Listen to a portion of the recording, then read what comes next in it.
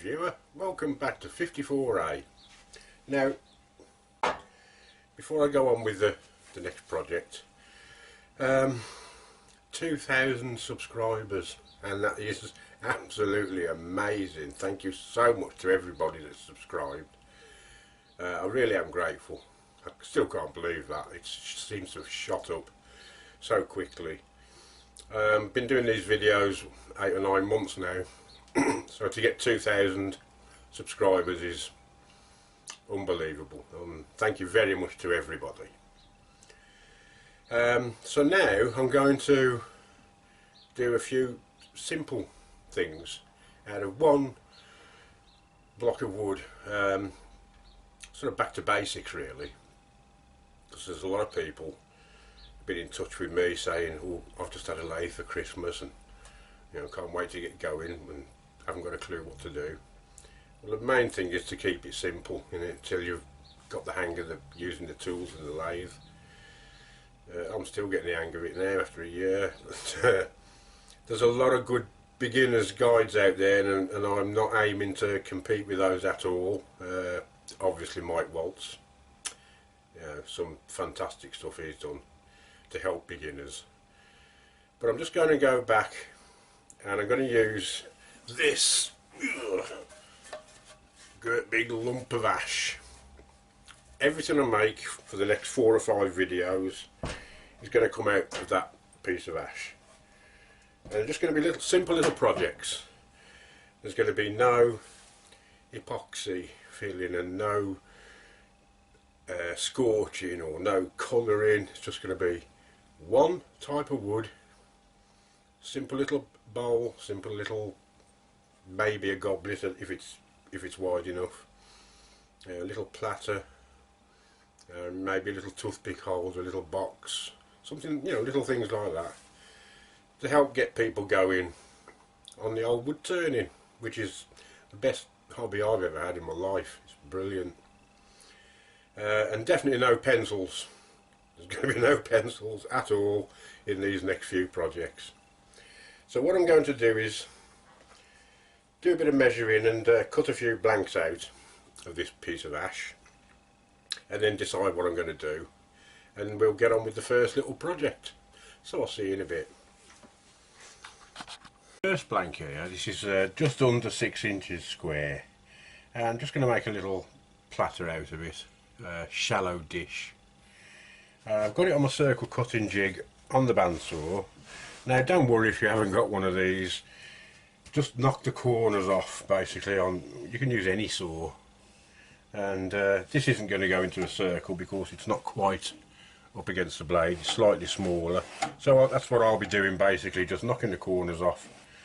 It's a lot less hassle than when it comes to rounding it off on the lathe.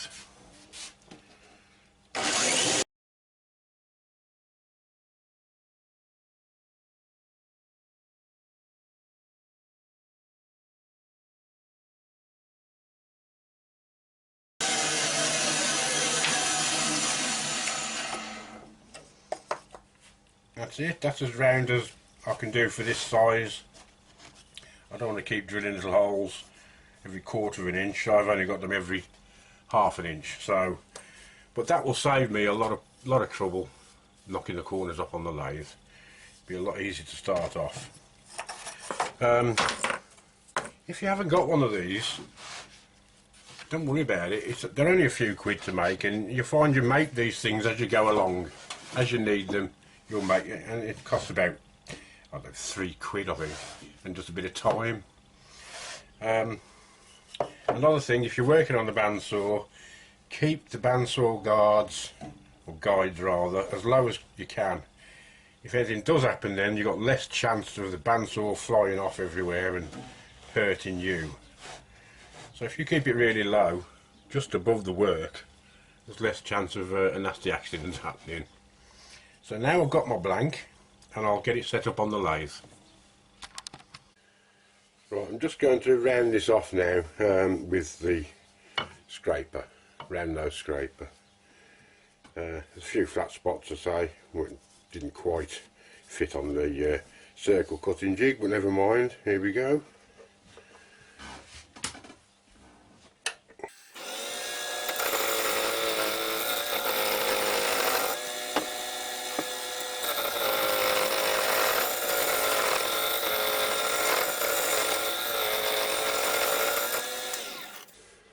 nearly there, a little bit there, a little bit there.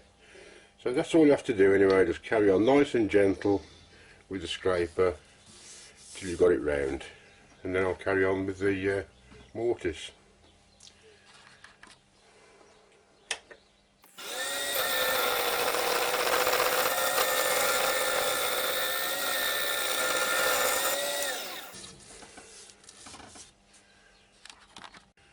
Right, I've got it nicely rounded. I've just moved the tool rest round a little bit and just started just smoothing this face off here, and then I'm going to put a mortise in. So for this I'm just using a spindle gouge, and again rubbing the bevel and just going from the outside in. When I've got it pretty smooth, then I shall remove that.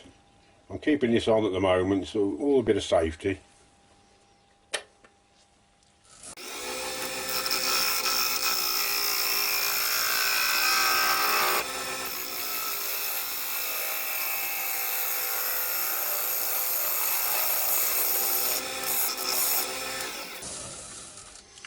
And that's not bad, pretty pleased with that. So I'm now going to remove the tailstock and start making the mortise.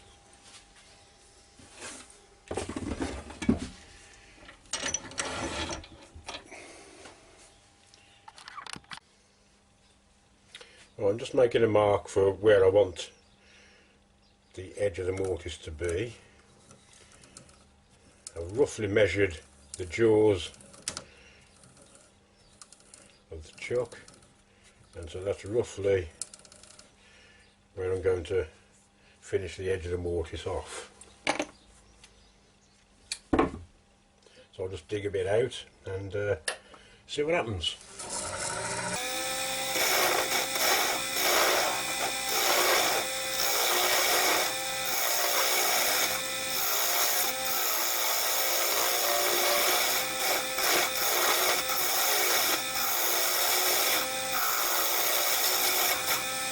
And now I'm just going to get a scraper or a skew chisel and make a nice square corner.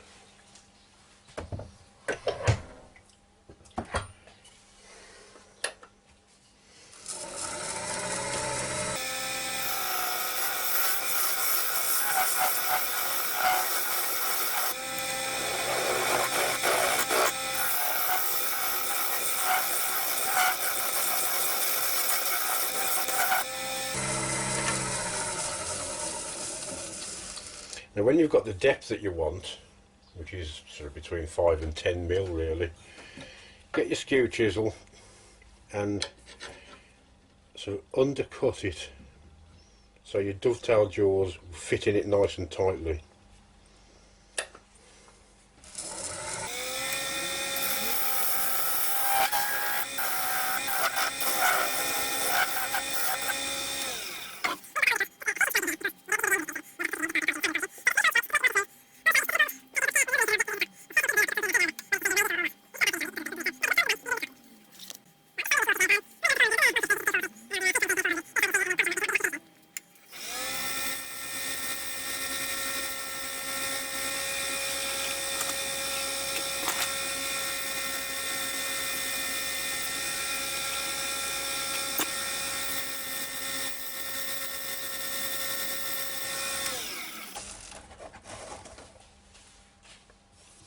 That's nice and smooth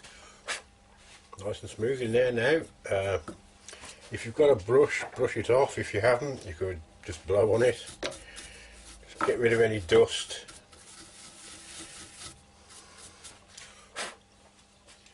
And the next stage is a little bit of sanding sealant.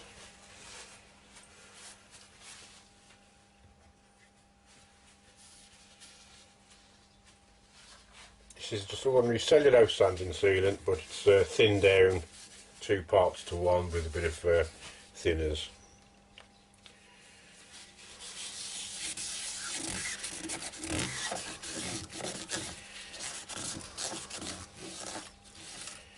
Get it right into the corner.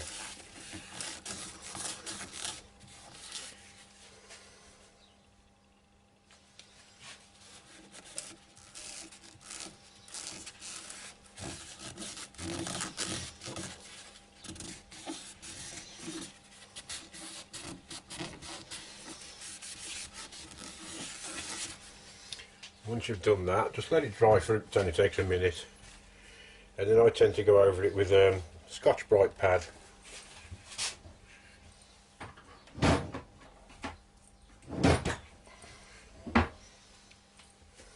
Just one of these old things.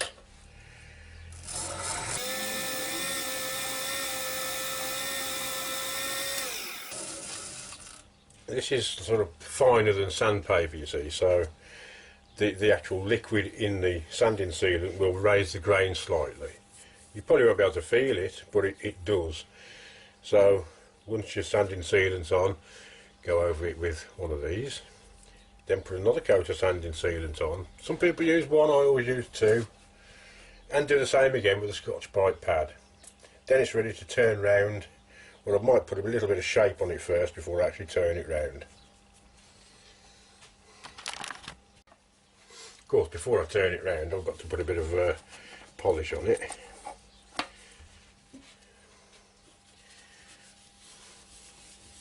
This stuff, a little goes a long, long way.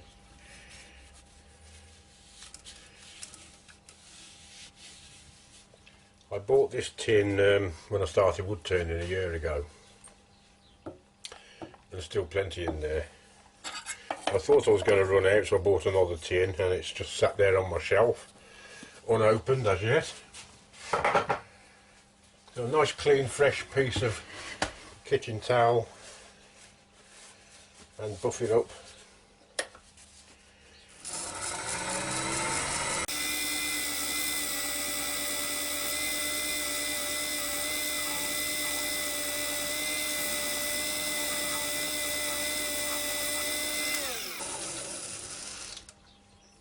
That's lovely.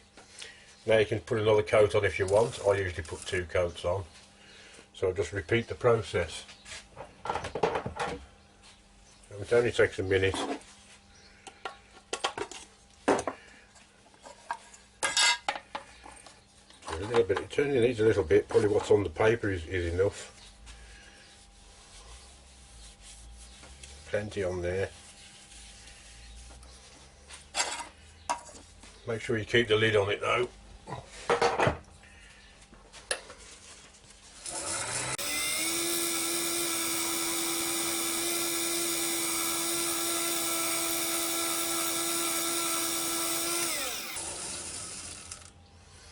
There's a beautiful shine on that. I don't know if the camera's picking it up, but there you go.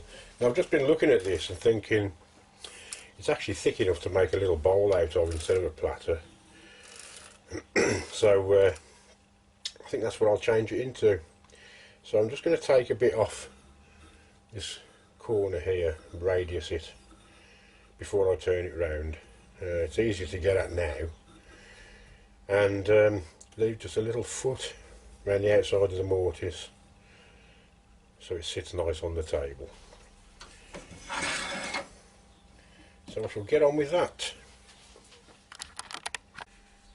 Right, got it all ready to, I've just started the very corner of it using the spindle gouge again, and going from bottom to top.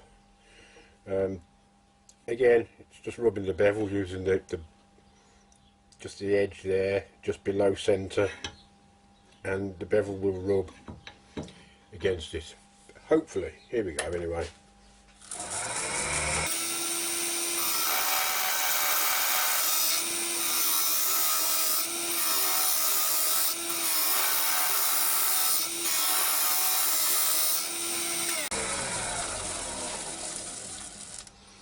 That's a lovely finish on that. There's no sanding done on it. It does help if you've got nice sharp tools.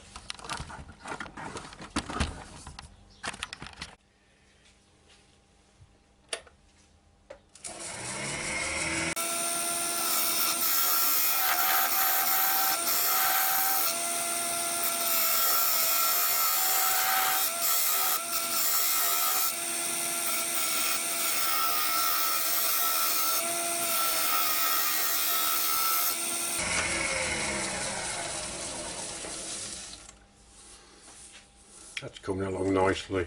I hope you could see what I was trying to do there with the actual tool itself. I'm just going to go in another 1/2 inch, So leave a tiny little rim around the outside of the mortise, I think, and round it off nicely all the way around here. Right, as you can see, that shape's coming on really nicely now. Quite a bit to go yet, I'm just taking my time. Now, if you're not confident with this kind of gouge, you can always use a scraper. I'll just show you, it's relatively simple.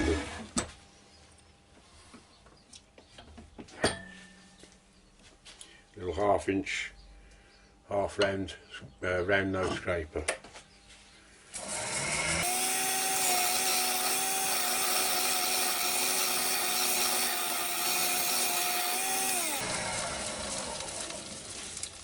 So that works. It's a nice easy way of doing it, but if you can persevere with this kind of gouge, the bowl gouge, spindle gouge, I would recommend it. I used to rely totally on these scrapers. I was scared stiff of these, but having watched a few videos and had a lot of practice just on scrap bits of wood, I'm finally getting the hang of them, and you do get a lovely finish with them. You've just got to get that angle, that cutting angle just right when you present it to the wood, and you should be okay. So like I say, you use whatever's comfortable for you, but have a go. If you've got one of these, if you bought a basic set, you'll have one of these in it, and keep practicing with it, it's worth it.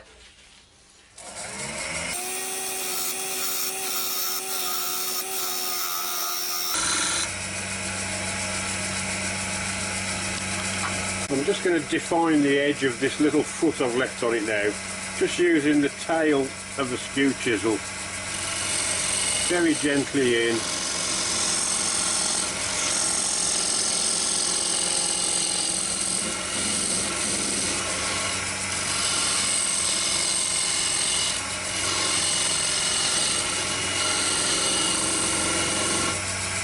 That's it, that's all there is to it. Got a nice defined edge on that foot now. Not too high, it's only about 2 or 3 mil. It's just a little bit to give it something to stand on. So a little bit more off here, and I'll get ready to turn it round.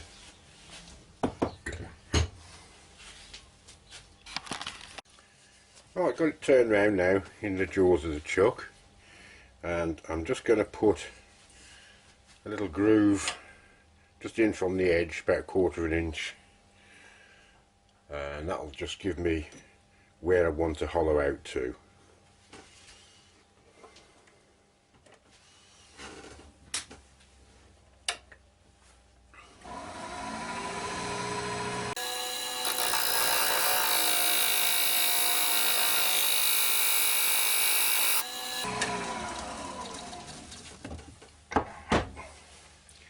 And now it's just a question of digging all this out. Again, use whatever tool you want, whatever you feel comfortable with. I've used a scraper in the past, but I'm going back to the old spindle gouge, and nice gentle cuts, and we'll take some wood out.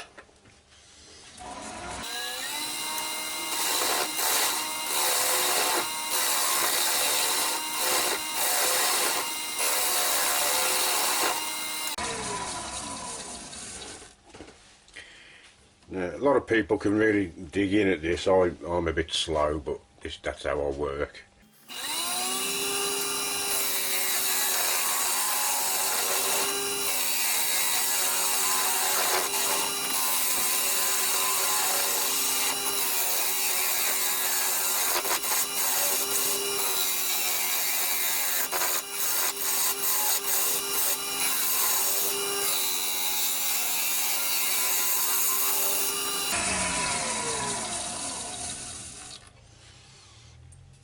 Now luckily I've got a really nice sharp edge on this, but every now and again you just might need to just touch it up. I've started using these diamond cards, and literally just get it on the bevel, and just a quick rub round on the bevel and that puts you a nice fresh edge on, and it only takes a few seconds, so it's worth doing when you think it's going a little bit blunt but not blunt enough to grind down. Just touch it up with something like that. Right, I'll carry on digging all this out and I'll get back to you in a bit. Just after a few minutes work, it's starting to take shape now. Now this mortise, there's advantages and disadvantages to having a mortise or a tenon on the back of the bowl. I like a mortise, keeps things nice and neat, and I haven't got to bother about trying to cut the tenon off after I've finished the bowl. However, what you must remember is the mortise has taken some thickness off the bottom of the bowl. So you've got to remember that when you're hollowing out, because you don't want to go through. The bowl will just sort of blow up in your face and you're left with a pile of scrap basically.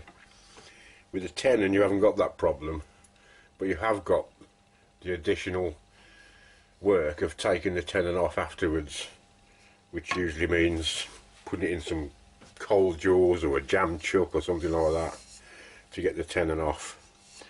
So just beware, don't go too thin. I've still got a good ½ inch to go yet by the feel of it. I haven't got anything to measure with. I'm just sort of feeling this, guessing it at the moment, but it feels really thick there. So a little bit more hollowing before I think about have I gone thin enough. You don't have to go paper thin, it's entirely up to you.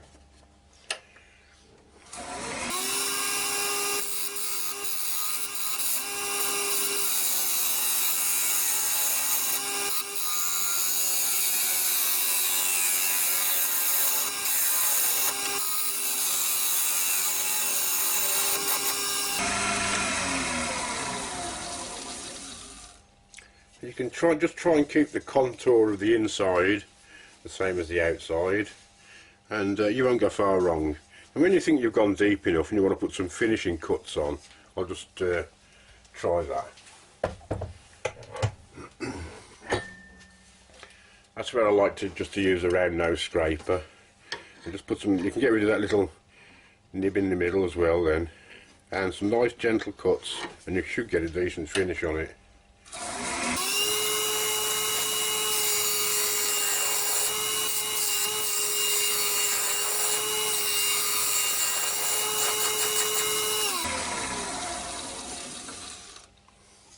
And that's really smooth.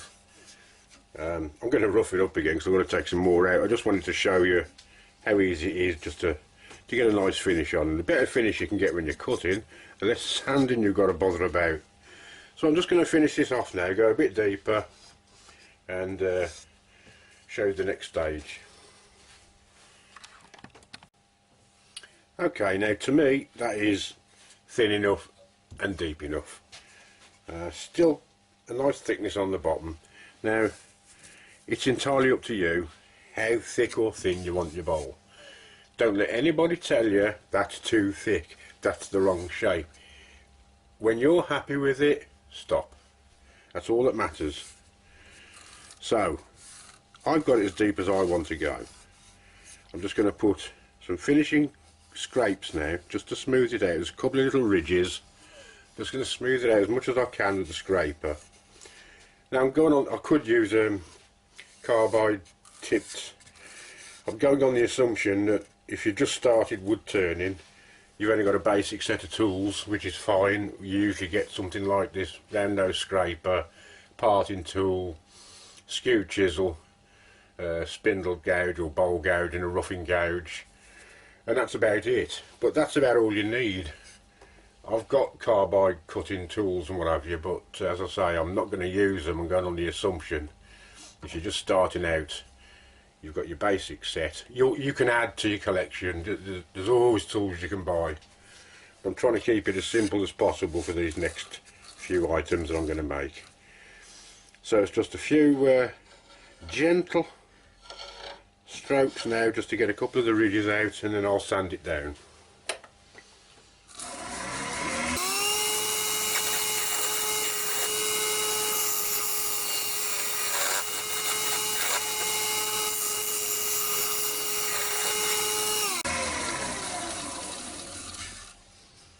That's a lot better, a lot better.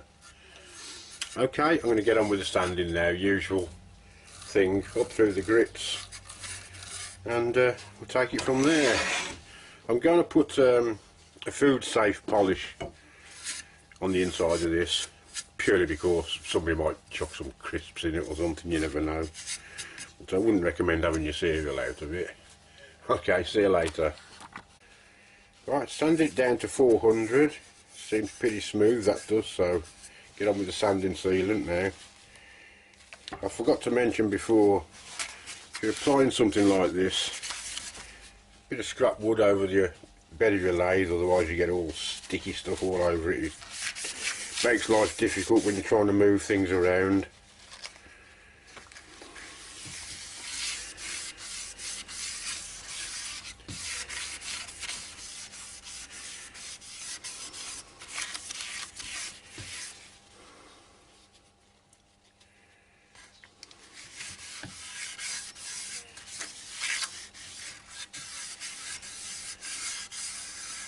Right round the rim as well, everywhere you can get to.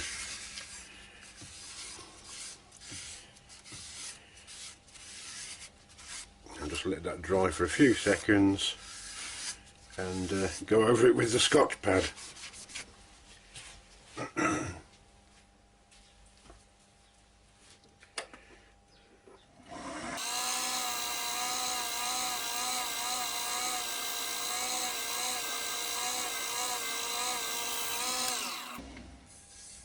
Nice and smooth. Right, I'll give it a second coat now. I'm using ash for these little beginners projects because it's readily available sort of everywhere, and there's a lot of it in the UK. It's not too expensive to buy, and you get a lovely pattern. Every piece is really got good grain on it, as you can see, and it's no good me taking some exotic wood and people saying, well, I can't get hold of that because I live in England or Scotland or whatever. That's why I'm using a sort of general purpose wood that's readily available everywhere you go. Plus the fact I like it. There's a lovely smell when you're turning this.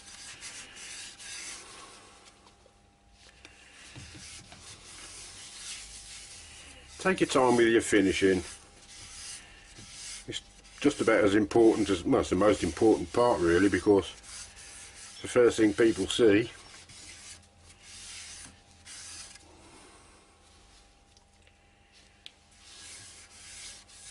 So you don't want grooves everywhere in it. If you get these little grooves, just take your time, go over it very lightly with the scraper till you're happy with the finish.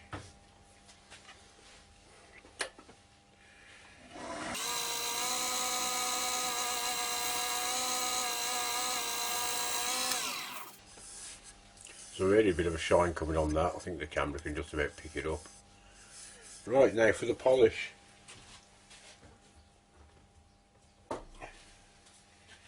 Now this is a food safe polish. It was originally from Chestnut Products, where I get most of my sealant and stuff from. Can't exactly remember the name of it. I did write it on the bottle, but of course it's worn off.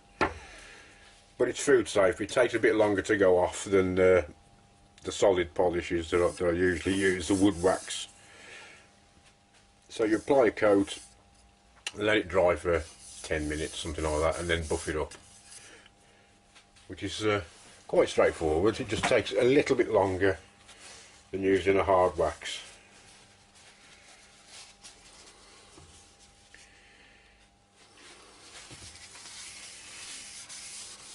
It's easy enough to put on. You just have to wait that few minutes.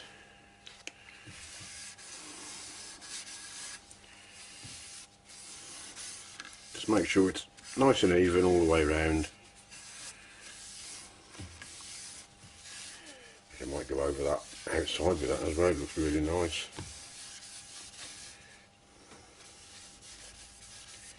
May as well use up what's on the cloth.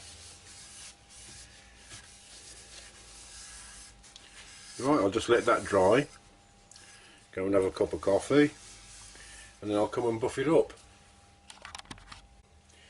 And that's it, finished.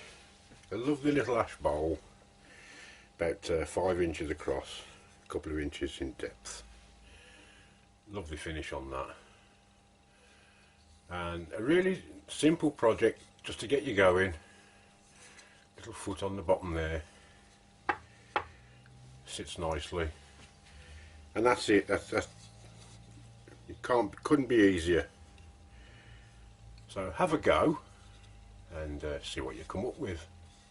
Now the next one, I'm going to do another bowl, but this time it's a bit bigger. This is about 8-inch square, and I'm going to put a bit of a rim round it, so the actual bowl itself will probably be about the same as that.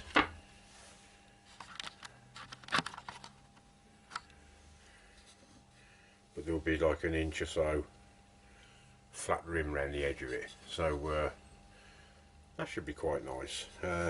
I'm still going to keep it simple, but just to show you a slightly different design. It'll probably have a little bit more shape on the actual outside of the bowl as well, but still using the basic tools, but just going up a size. So there you go, that's my first little project for you.